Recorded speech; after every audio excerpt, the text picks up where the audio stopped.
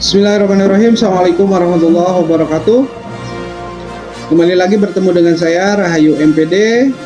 Hari ini kita akan bertemu dengan tutorial kelima pada mata kuliah materi dan pembelajaran PKN di sekolahan. Rekan-rekan mahasiswa yang saya hormati, saya banggakan, pokok bahasan kita materi hari ini adalah kita akan berbicara tentang hak asasi manusia.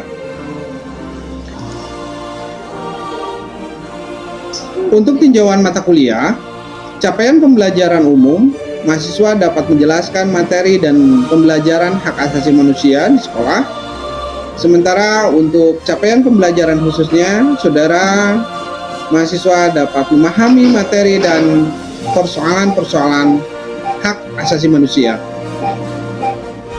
Yang kedua, saudara mahasiswa mampu membelajarkan materi hak asasi manusia di sekolah. Adapun skenario pembelajaran yang saya coba buat, yang pertama video ini adalah video sapaan untuk saudara semua dan ada penjelasan singkat tentang aktivitas pembelajaran, kompetensi yang diharapkan, serta informasi bahan kajian. Selanjutnya, saudara akan dihadapkan kepada, silakan saudara melakukan klik di LMS yang saudara miliki, di RBP-nya, silakan buku online-nya dibaca mengenai materi-materi tersebut. Dan yang kedua, penjelasan singkat tentang materi dipelajari, yaitu materi hak asasi manusia dalam pembelajaran ini. Saudara-saudara sekalian, untuk sesi selanjutnya, saudara masuk pada skenario pembelajaran. Untuk latihan sesinya, memberikan penjelasan tentang cakupan materi dan aturan dan mengerjakan latihan di setiap sesi ini. Selanjutnya, untuk tugas, dimohon saudara memperlihatkan ada logo seperti ini, ada logo Universitas Terbuka dan Kampus Merdekanya. Saya sudah contohkan seperti ini. Pastikan nama, nomor induk mahasiswa dan prodinya. Dan terakhir, pada kegiatan penutup, saudara akan dibawa untuk menyimpulkan hasil diskusi yang kita lakukan. Oke, sementara ini saya coba menyampaikan tentang materi dasar terkait dengan hak asasi manusia.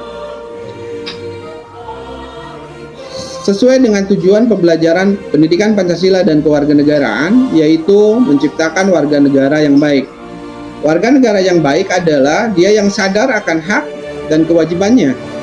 Oleh karena itu, dengan memahami hak asasi manusia sejak dini di sekolah dasar, maka mereka diharapkan dapat bersikap, berperilaku sesuai dengan prinsip-prinsip hak asasi manusia, sehingga siswa wajib diajarkan tentang hak asasi manusia. Saudara mahasiswa, hak asasi manusia melekat pada diri setiap manusia. Hak asasi manusia merupakan hak yang diberikan oleh Allah Subhanahu wa Ta'ala, Tuhan yang Maha Esa. Di balik hak asasi manusia, ada kewajiban asasi yang senantiasa melekat pada setiap manusia. Ketika hak diminta, maka ada kewajiban menyertainya. Kewajiban hak asasi manusia yang dimaksud adalah kewajiban dasar manusia yang ditekankan dalam Undang-Undang Dasar. Dalam Undang-Undang sebagai seperangkat kewajiban yang apabila dilaksanakan dan tidak memungkinkan terlaksana dan ditegakkannya hak asasi manusia. Sedikitnya ada 5 hak asasi manusia yang telah kita harus pelajari dan kita dapatkan setiap insan manusia. Yang pertama, ada hak asasi manusia tentang kebebasan berbicara. Setiap warga negara berhak mengungkapkan pendapat dengan lisan maupun tulisan. Itu dijamin dengan undang-undang. Selanjutnya, ada kebebasan beragama. Negara Indonesia adalah negara yang menjamin kehidupan beragama. Selanjutnya ada kebebasan berkumpul dan berserikat. Selanjutnya ada kesederajatan di depan hukum. Setiap warga negara bersamaan kedudukannya di depan hukum. Selanjutnya ada hak setiap insan manusia memiliki pendidikan dan penghidupan yang layak. Oke, ada sedikit peta konsep yang saya coba buat. Yang diantaranya adalah saudara bisa lihat ini hak asasi manusia. Saudara juga harus bisa mempelajari tentang sejarah perkembangan hak asasi manusia, mulai dari pengertian apa sih pentingnya HAM, terutama yang saudara ajarkan di sekolah-sekolah saudara tempat mengajar nanti. Landasan hukum, landasan HAM diantaranya adalah Undang-Undang Dasar 1945, ada Undang-Undang Hak Asasi Manusia, ada hak asasi manusia dan kewajiban asasi.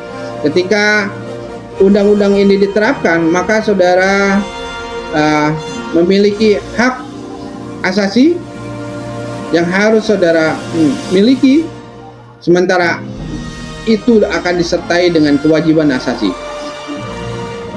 Saudara-saudara sekalian, secara eksplisit istilah hak asasi manusia tidak kita jumpai dalam Undang-Undang Dasar 45, namun secara implisit kita dapat menafsirkan pada bagian pembukaan alinea pertama dan batang tubuh pasal 27 sampai dengan 31.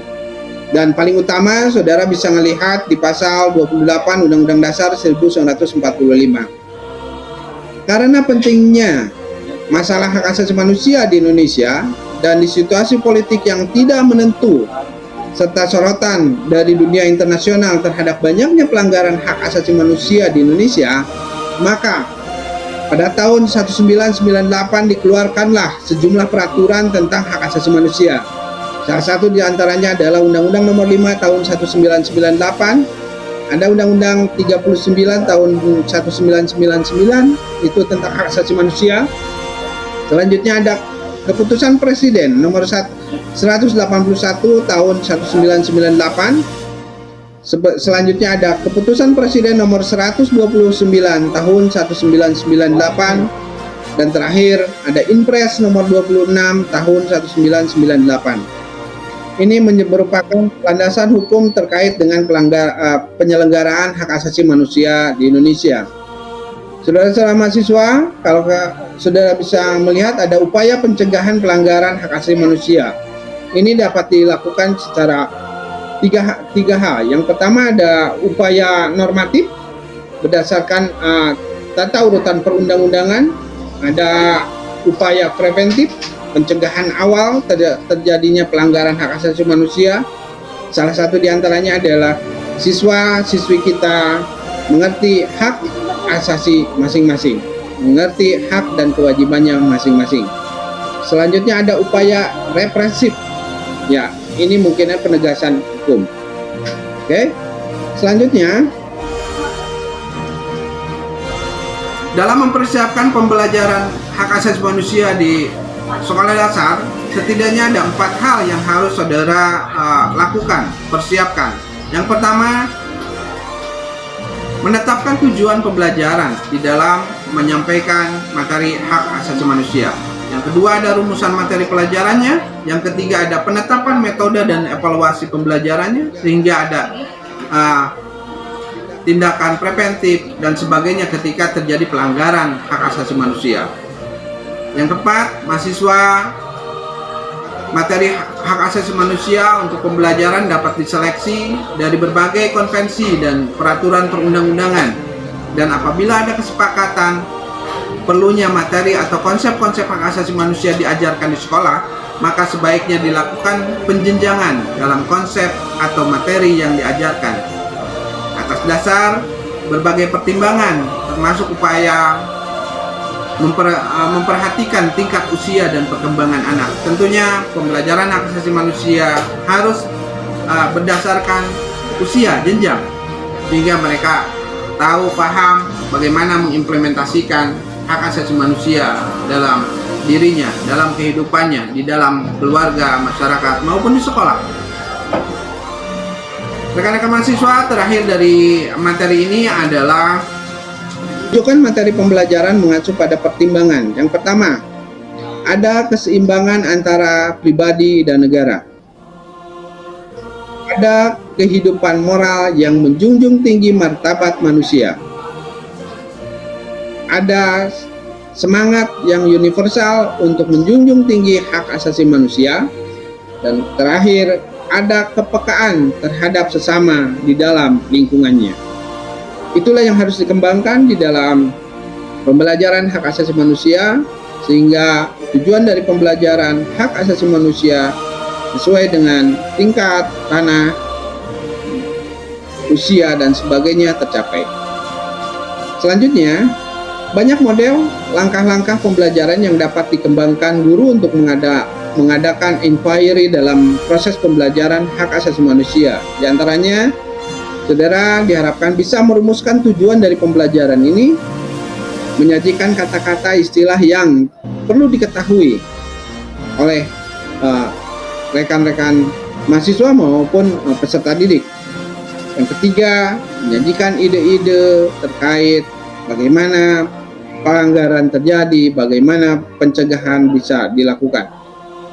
Yang keempat, saudara diharapkan bisa memecahkan masalah yang muncul di tengah-tengah siswa-siswa saudara. Dan terakhir, pembelajaran hak asasi manusia harus bisa menerapkan kemampuan yang telah dikuasai oleh setiap guru, dan tentunya peserta didik setelah memahaminya bisa memberikan contoh dan mengimplementasikannya di dalam kehidupan sehari-hari. Saudara-saudara mahasiswa, mungkin itu saja paparan singkat terkait dengan mata kuliah di tutorial kelima. Terima kasih atas perhatiannya, dan tetap belajar karena kalianlah pemilik masa depan. Terima kasih. Assalamualaikum warahmatullahi wabarakatuh.